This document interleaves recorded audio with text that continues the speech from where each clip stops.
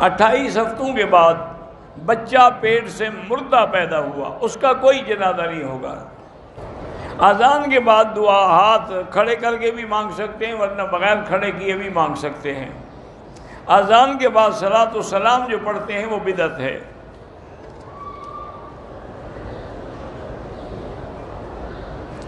مغرب کے قریب نفل پڑھنا جائز نہیں ہے، اذان کے بعد پڑھ سکتے ہیں۔ قضا نماز میں فرض کی قضا ہوگی اور وتر کی قضا ہوگی۔ تمام انبیاء کرام جو ہیں علیہم الصلوات والتسلیم اپنی قبور مبارک میں زندہ ہوتے ہیں۔ الانبیاء احیاء فی قبورہم۔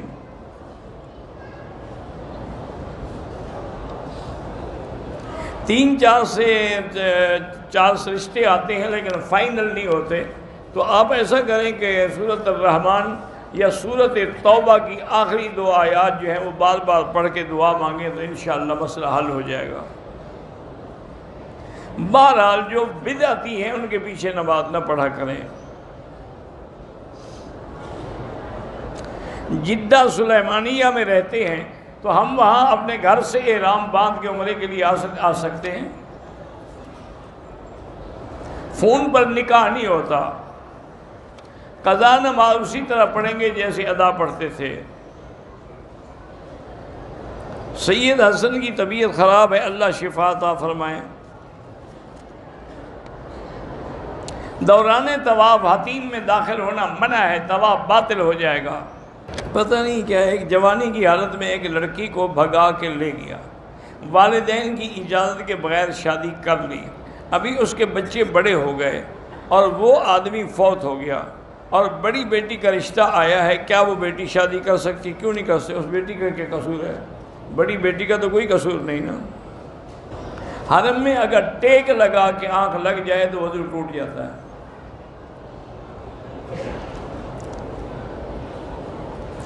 یہ دعا مانگ سکتے ہیں کہ اللہ ہمیں مکہ کی موت دے یا مدینے کی، کر سکتے ہیں، کوئی ایسی بات نہیں۔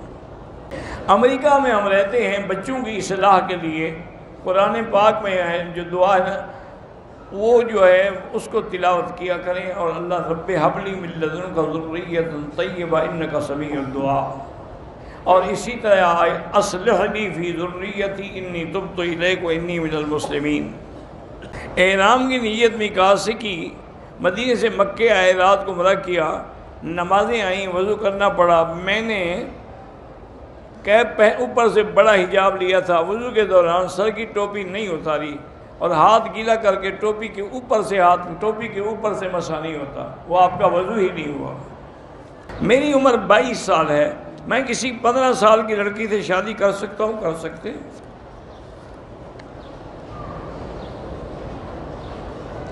طواف کے دوران مرد ٹکراتے ہیں، بچنے کی کوشش کریں، اللہ دلوں کو جانتے ہیں۔ جمعے کے خطبے کی اذان کا بھی جواب نہ دیں، بس خاموش بیٹھے رہیں۔ مشکلات کے حل کے لیے یا حی یا قیوم برحمتک استغیث۔ لیکوریا کی وجہ سے آپ نماز نہیں چھوڑیں گی، بالکل نماز پڑھتی رہیں، لیکن ہر نماز کے لیے وضو نہیں کیا کریں۔ کہتے ہیں کہ میں تو اپنے شوہر کے ملنے کے لیے تیار ہوتی ہوں، لیکن شوہر تیار نہیں ہوتے، اللہ ان کو بھی ہدایت دے، ورنہ جیسے عورت کو حکم ہے شوہر کو بھی حکم ہے کہ وہ اپنے آپ کو تیار رکھے، اچھا کپڑے پہنے، اچھا لباس پہنے، خوشبو لگائے۔ میری بیٹی ہے، قرآن حفظ کرانے کی کوشش کی تھی، لیکن اب اس نے چھوڑ دیا ہے، قرآن بھی نہیں پڑھتی، نماز بھی نہیں پڑھتی۔ بہرحال اس کے لیے دعا کریں 2 رکعت نماز پڑھ کے۔ میرے شوہر کو گالی دینے کی عادت، یہ بہت بری عادت ہے۔ گالی دینا جو ہے منافق کی صفت ہے، اذا خاصم فجرا۔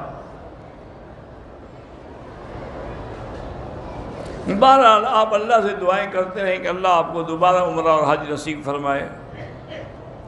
دونوں ہاتھوں سے بھی مصافحہ جائز ہے اور ایک سے بھی جائز ہے، اور سینے سے سینہ ملانا بھی جائز ہے۔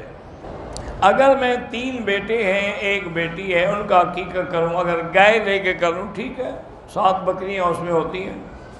ایک آدمی نے اپنی بیوی کو 1 طلاق دی ہے تو 1 طلاق تو ہو گئی، اب وہ رجوع کرنا چاہے تو کر سکتا ہے۔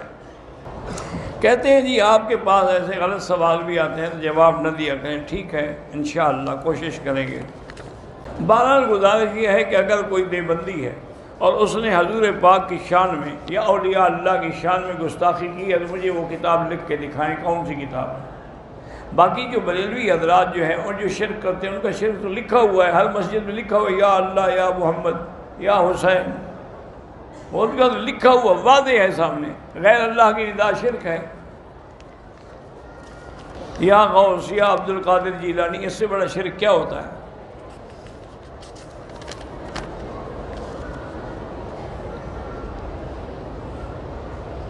نہیں، تمام ائمہ برحق ہیں، لیکن ہم اسی امام کی فقہ پہ عمل کریں گے جو ہمارے ملک میں پڑھائی جاتی ہو۔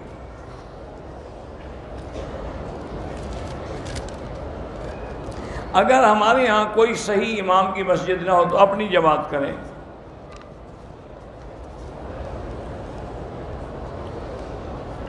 جو 21 دن کے لیے آئے ہیں لیکن کچھ دن مکے میں کچھ، وہ سفری نماز پڑھیں گے۔ اور نیت کر کے آئی، احرام باندھ لیا، حیض آ گیا تو بیٹھی رہے اپنے ہوٹل میں، اور جب پاک ہو جائے گی لیکن اسی دوران میں کنگھی شنگھی اور خوشبو وغیرہ استعمال نہ کرے۔ کہتے ہیں جی کہ شادی سے پہلے تو میری زندگی بڑی سکون سے تھی، استغفار پڑھو اللہ پاک رحمت کرے۔ بہرحال جو مجاہدین اللہ کے راستے میں جہاد کر رہے ہیں اللہ ان کی قدم قدم پہ نصرت فرمائے۔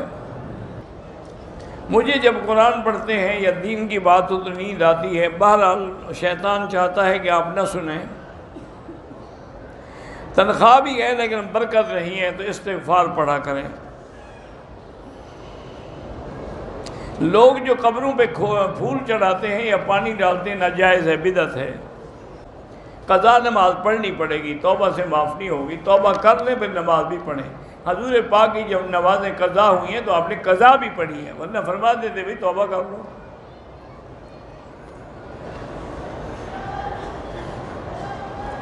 گھر کی خواتین فرض نماز کی تیسری اور چوتھی رکعت میں فاتحہ کے بعد تیسری اور چوتھی میں سورت نہیں پڑھی جاتی، صرف فاتحہ پڑھی جاتی ہے۔ جو غلطی کی آئندہ خیال کریں۔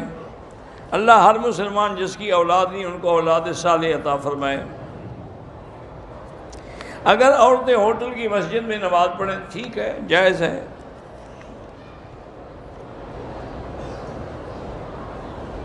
بہرحال عورتیں جو ہیں جیسے مرد سجدہ کرتا ہے اس طرح بھی ہے، لیکن حنفی مسلک میں یہ ہے کہ وہ اپنی ٹانگیں ایک طرف نکال کے زمین سے لگ کے سجدہ کرے۔ مشکلات کے بارے میں یا حی یا قیوم برحمتک استغیث، یا حی یا قیوم برحمتک استغیث۔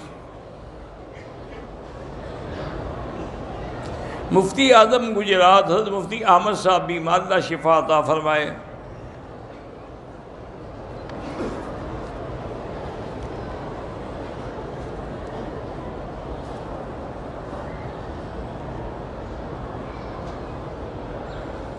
بہرحال ایک بھائی سے آپ مل کے ایک سے نہیں مل سکے، فون پر کوشش کریں ملنے کی۔ بیمہ پالیسی ناجائز ہے۔ مردوں کو بھی زیر ناف بال جو ہیں وہ صاف کرنے چاہیے، کسی چیز سے بھی صاف کریں۔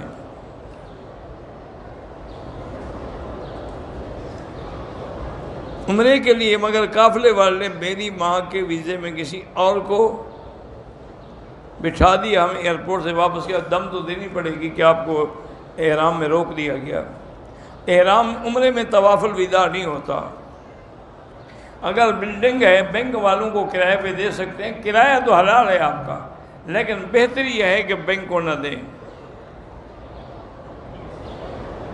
مقبوضہ کشمیر کے مسلمانوں پہ اللہ رحم فرمائے۔ اب جو بھی انسان مرتا ہے اگلی زندگی برزخ ہے، اس کے بعد پھر عالم آخرت ہے۔ جس نے قرضہ دینا ہو عمرہ کر سکتے، ہاں جی کر سکتا ہے۔ عمرے کی ادائیگی میں تاخیر ہو گئی کوئی بات نہیں،